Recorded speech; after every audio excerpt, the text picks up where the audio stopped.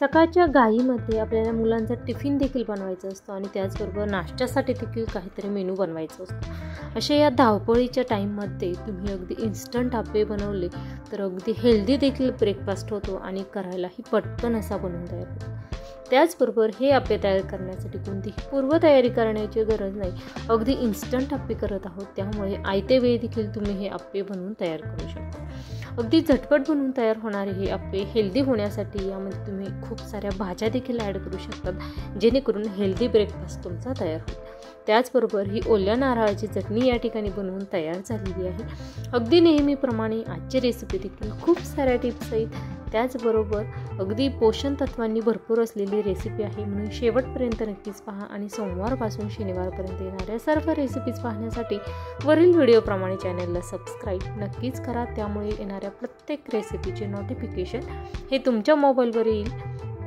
नमस्कार, मी कविताच किचनमध्ये तुम्हा सर्वांचं खूप खूप मनापासून स्वागत करते.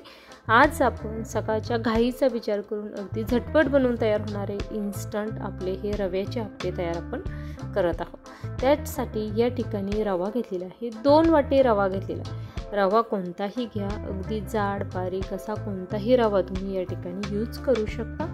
त्यानंतर त्याच वाटीच्या मापाने 2 वाटी या ठिकाणी मी ताक घेतलेलं आहे. ताक घ्या किंवा दही घ्या, दोन्हीपैकी कोणतंही एक घ्या.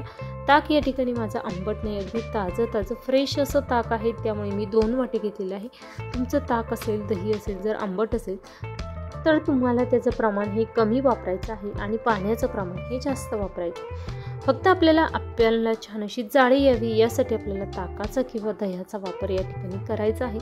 यामध्ये सोडा किंवा इनोचा आपण वापर करणार नाही. त्यानंतर आपण 2 वाटी ताक टाकल्यानंतर 1 वाटी पाणी टाकलं. सुरुवातीला बॅटर व्यवस्थित असं मिक्स करू. त्यानंतर अंदाज घेत पुन्हा एकदा यामध्ये पाण्याचा वापर आपण करणार आहोत. आता पाणी थोडं टाकताना थोडंसं जास्त क्वांटिटीमध्ये टाका, कारण आपण हे 15 मिनिटासाठी असंच झाकून ठेवणार आहोत. तोपर्यंत आपण नारळाची चटणी करणार आहोत. तोपर्यंत रवा छान असा फुलतो, त्यामुळे हे बॅटर घट्टसरच होत असतं. हे पहा, अशा पद्धतीचं बॅटर या ठिकाणी झालेलं आहे. पुन्हा एकदा आपण अर्धी वाटी पाणी टाकलेलं होतं, तोपर्यंत आपण चटणी तयार करून घेऊ. त्यासाठी ओला नारळ घेतलेला आहे, अद्रक, लसूण, हिरवी मिरची आणि थोडीशी फुटाणा डाळ, त्याचबरोबर मीठ टाकलेलं आहे आणि छान अशी ही मिक्सरला अगदी थोडंसं पाण्याचा वापर करून घट्टसर अशी ही चटणी या ठिकाणी वाटून घेतलेली आहे. फोडणी पात्रामध्ये तेल गरम केलेलं आहे. तेलामध्ये मोहरी टाकलेली आहे, जिरं टाकलेलं आहे. त्यानंतर आपण बारीक चिरलेली कोथिंबीर, कढीपत्ता टाकणार आहोत. तुम्हाला जर यामध्ये सुक्या लाल मिरच्या टाकायच्या असतील तरी त्या देखील तुम्ही या फोडणीमध्ये टाकू शकता. फोडणी कशा पद्धतीने द्यायची हे पूर्णपणे तुमच्यावर डिपेंड आहे. छान अशी फोडणी या ठिकाणी तयार आहे. त्यामध्ये आपण ही चटणी टाकलेली आहे. आता चटणीमध्ये तुम्ही वरून फोडणी टाकली तरीही चालणार आहे, परंतु फोडणी पात्र माझं छोटंच आहे, त्यामुळे मी त्यामध्ये ही चटणी टाकली. ओल्या नारळाची चटणी तयार आहे. चटणी तयार करून त्याचबरोबर कांदा आणि टोमॅटो आपण कट करेपर्यंत आपलं रवा देखील छान असं यामध्ये भिजलेला आहे. या ठिकाणी आप्पे करण्यासाठीचं आपलं बॅटर तयार होत आलेलं आहे. आता यामध्ये अगदी बारीक चिरलेला 2 मध्यम आकाराचे कांदे, 1 टोमॅटो, त्यानंतर बारीक चिरलेली कोथिंबीर टाकलेली आहे. याशिवाय जर तुम्हाला यामध्ये वाटाणा, शिमला मिर्च ज्या भाज्या वापरायच्या असतील त्या पूर्णपणे तुमच्या आवडीनिवडीवर देखील डिपेंड आहे. तुम्हाला किती पौष्टिक करायचे हे तुमच्यावर अवलंबून. त्यानंतर हिरवी मिरची आणि त्याचबरोबर लसूणचा हा ठेचा करून घेतलेला होता, तो ठेचा यामध्ये टाकलेला आहे. आता या ठिकाणी साधारणतः 2 हिरव्या मिरच्या घेतलेल्या होत्या. मध्यम तिखट असे मी हे आप्पे करत आहे, त्यानुसार हे मिरचीचं प्रमाण घेतलेलं आहे. तुमच्या आवडीप्रमाणे तिखटचं प्रमाण कमी अधिक करू शकता. त्यानंतर पोहे खाण्याचा 1 चमचा भरून एवढं मीठ टाकलेलं आहे. सर्व जिन्नस पिठामध्ये व्यवस्थित अशा मिक्स करायच्या. रवा छान असा फुलल्यानंतर तुम्ही पीठ पाहू शकता आणखीन घट्टसर झालेलं आहे. त्यानंतर आप्पे पात्र छान असं गरम करून घेतलं, त्यामध्ये तेल टाकायचं. त्यानंतर आपण यामध्ये हे बॅटर टाकणार आहोत. बॅटर व्यवस्थित असं मिक्स केलेलं आहे. त्याचबरोबर बॅटर खूप छान असं दाटसर झालेलं आहे. अशा पद्धतीची कन्सिस्टन्सी या बॅटरची असायला हवी. हे पहा, अगदी छान असं आपण यामध्ये हे बॅटर टाकल्यानंतर गॅसचा फ्लेम हा मध्यम करायचा आणि मध्यम आचेवर छान असे लालसर रंगावर हे आप्पे आपल्याला तळून घ्यायचे आहे.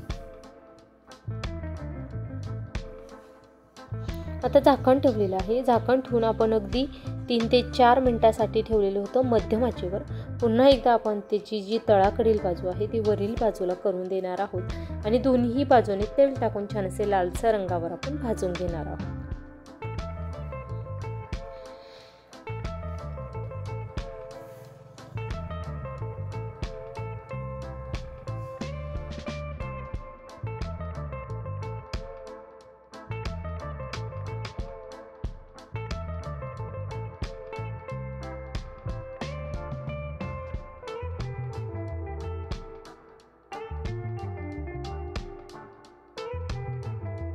त्यानंतर पुन्हा एकदा वरील बाजूने आपण तेल टाकणार आहोत, जेणेकरून तेलामध्ये छान असे हे लालसर रंगावर आपले आप्पे भाजले जातील. यासाठी तेलाचं प्रमाण हे पूर्णपणे तुमच्यावर डिपेंड आहे. तुमच्या आवडीप्रमाणे तुम्ही हे तेलाचं प्रमाण कमी अधिक करू शकता.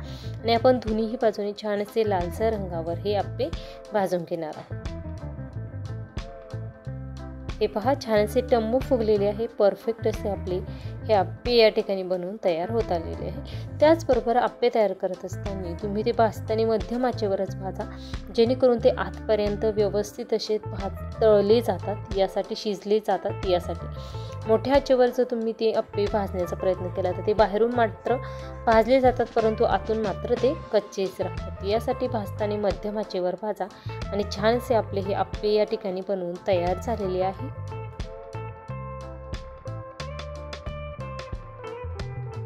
गरमागरम आप्पे आपण एका डिशमध्ये सर्व करत आहोत. त्यासोबत आपली ओल्या नारळाची चटणी देखील या ठिकाणी तयार झालेली आहे, ती देखील आपण सर्व करणार आहोत. आता या ठिकाणी ओल्या नारळाची चटणी करत असताना या ठिकाणी मी चटणीला छान असं स्ट्रेक्चर यावं यासाठी फुटाणा डाळीचं यूज केलेलं आहे, परंतु त्याऐवजी तुम्हाला जर दह्याचा वापर करायचा असेल ना तरी देखील तुम्ही तो करू शकता. त्याचबरोबर या ठिकाणी आपण आप्पेचं जे बॅटर आहे ते भिजत घालण्यासाठी ताकाचा वापर केला, त्याऐवजी जर तुम्हाला दह्याचा वापर करायचा असेल तरी देखील तुम्ही करू शकता, परंतु हलकासा आंबटपणा त्यामध्ये असावं, जेणेकरून पीठ छान असं आपलं 15 ते 20 मिनिटामध्ये छान असं परमिट होतं. यासाठी हे पहा, छान असे आप्पे या ठिकाणी आपण ताटामध्ये सर्व केलेले आहे. त्यासोबत चटणी देखील सर्व करत आहोत. रेसिपी करून पहा, कशी झाली ते कमेंट बॉक्समध्ये नक्कीच कळवा. त्याचबरोबर तुम्ही आणखीन कोणकोणत्या पद्धतीचे आप्पे या ठिकाणी बनवता हे मला कमेंट बॉक्समध्ये नक्कीच कळवा. त्याचबरोबर तुमचा आवडता नाश्त्याचा फेवरेट मेनू कोणता आहे हे मला कमेंट बॉक्समध्ये नक्कीच कळवा, जेणेकरून त्याची रेसिपी देखील मी नक्कीच लवकरात लवकर शेअर करण्याचा प्रयत्न करेन. रेसिपी आवडल्यास लाईक करा, तुमच्या मित्रमैत्रिणी नातेवाईकांना देखील जास्तीत जास्त शेअर करा आणि चॅनलवर नवीन असाल तर सबस्क्राईब नक्कीच करा, जेणेकरून आठवड्यातील 6 दिवस सोमवारपासून शनिवारपर्यंत येणाऱ्या सर्व रेसिपींचे नोटिफिकेशन हे तुमच्या मोबाईलवर येईल आणि मी कोणती रेसिपी आज अपलोड केलेली आहे हे तुम्हाला त्या नोटिफिकेशनद्वारे समजेल. वेळात वेळ काढून माझी रेसिपी शेवटपर्यंत पाहिल्याबद्दल धन्यवाद. पुन्हा भेटूया उद्याच्या भागामध्ये अशाच नवीन रेसिपीसोबत. तोपर्यंत धन्यवाद.